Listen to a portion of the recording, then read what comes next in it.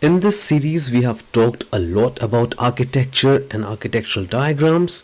We have looked at the well architected framework pillars, but where do you actually find these architectural diagrams and these standard patterns? Well, where do you go when you are designing something real? That question is still unanswered, and this is where the Azure Architecture Center comes in. The Azure Architecture Center is not just a documentation repository, but it's a curated collection of reference architectures, design patterns, and best practices for building workloads on Azure. It covers web application, data platforms, AI systems, networking, hybrid environments, migration scenarios, and many more. And these aren't random diagrams. Each reference architecture explains why certain services are used, how components connect, what trade offs are being made, and how the design aligns with reliability, security, performance, cost, and operations. This is architecture with context. So, when should you use it? You should use it at the beginning of the design when you are creating a platform or a application, when you are proposing a solution to a client, when you are preparing for an architecture review, or even when you are studying for AZ305. It gives you a starting point. Instead of designing from memory or just guesswork, you start from proven patterns that have been used in enterprises. Now let's talk about how to use it properly. When you land on Azure Architecture Center, you will see categories and solution areas. But the real power is in browsing and searching by workload type. You can browse by application, you can browse by data architecture or AI and ML, networking patterns. There are lots of hybrid scenarios and even for identity. So, how to use the Entra architecture. So, there are a lot of things that you will find there, and a description of the scenario, the design considerations that were taken, the deployment guidance, and the link to related services. This isn't just theoretical, it's practical design guidance. The key is to not copy these diagrams blindly, but to understand the standard pattern. Why is private networking used here? Why is this component zone redundant? Why is this service separated into layers? Why is private endpoints being used?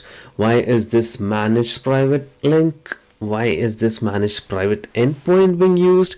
And once you understand these patterns, you can adapt to your own workloads. Now let's quickly go through the Azure Architecture Center and quickly navigate, have a look at how it looks.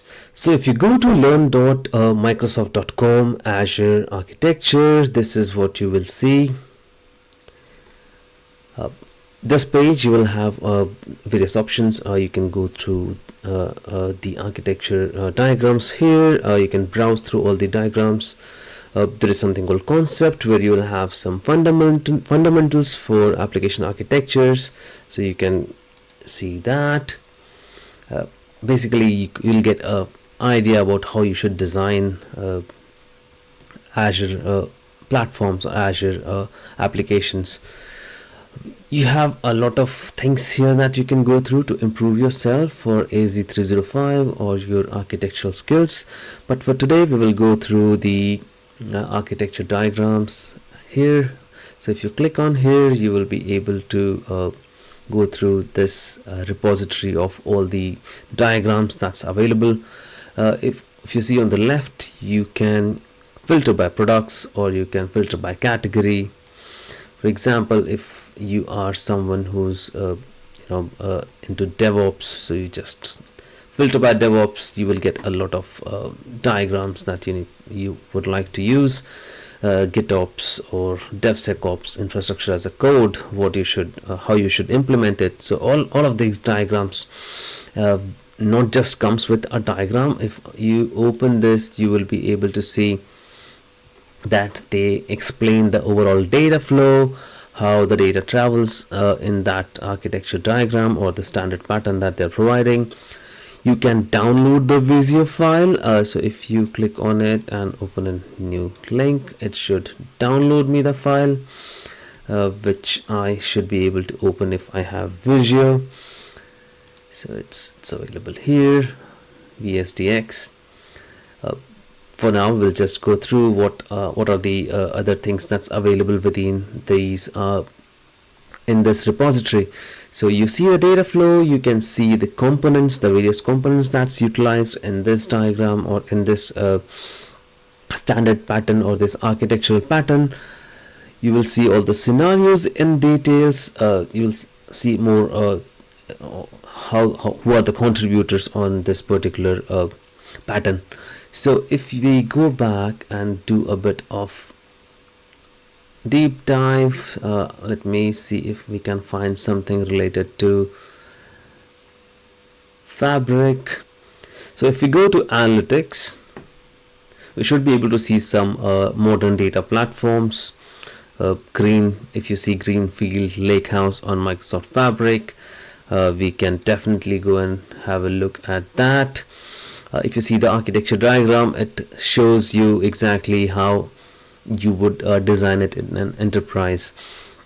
So you can see it's a Fabric capacity with batch or stream or real-time ingestion. So you can use Data Factory, you can use IoT devices sending straight away into event hubs or event streams. So there is this real-time analytics versus batch processing. And then they show you how the data flows within this standard diagram or the standard pattern, the cold path for batch analytics. So if you go through it, you will see a lot of deep dive into this particular design, this particular architecture. See all the components that's utilized in this. You will see alternatives and the scenarios and details. They will also go through a lot of well-architected framework considerations that they have taken, they have in mind, and so they will go through everything that you would need to know for this particular architectural diagrams, and you can also see the contributors. Let's quickly look into a couple of more architectural diagrams. I am very much interested in a bit of networking, so let's look at a bit of networking. A quick hub spoke would be great. Baseline for Foundry. Let's see. Okay, let's see the baseline for Foundry. This is the baseline for a Foundry based platform where you have an application hosted in Azure App Service. You have Foundry that has an LLM model running, and it does all the LLM work like kind of a RAG, and the application front end is hosted in Web App Service. There is an application gateway. It has all the subnets divided, so you have a secure environment where everything is all the communication with all the components is taking place via the private endpoints. So you can see the workflow, the components that's being used, the alternatives. So it was a chatbot from Azure AI Foundry that was exposed via an app service. So it goes through all of it, all the consideration, all the Azure well architected framework pillars being addressed. So yeah, so that's in short what happens or what is inside these architecture designs. You will also find a section for networking where they will explain the entire network flow and how it is secured, and how they're utilizing the private links and private endpoints, and how they're making sure there is just one single entry point and everything else is or private. So in this case, you can see Foundry has got its agents inside a subnet, which is an Azure AI. They've created a dedicated subnet for the agents to sit inside, and you can see all the other resources that they're using are having private endpoints, so that communication happens internally as well, I mean privately and securely. These diagrams will give you a very good baseline or foundation to start creating your architectural diagrams and patterns and explaining your architecture diagrams, because usually people are able to create it but they're not able to explain it. This is like a gold mine for an architect, so you don't have to start creating diagrams from your head. You have a point to start, and these are perfect for that. So yeah, so that's all for today.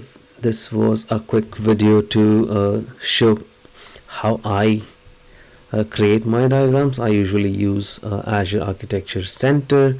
I get a baseline architecture diagram, and then I build on top of it, and then I also use a similar way of explanation how all the components work and how the networking works, and it gives me a good starting point, and I don't have to reinvent the wheel all the time. So yeah, it's very helpful.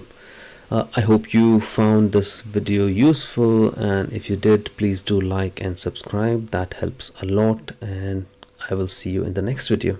Thank you.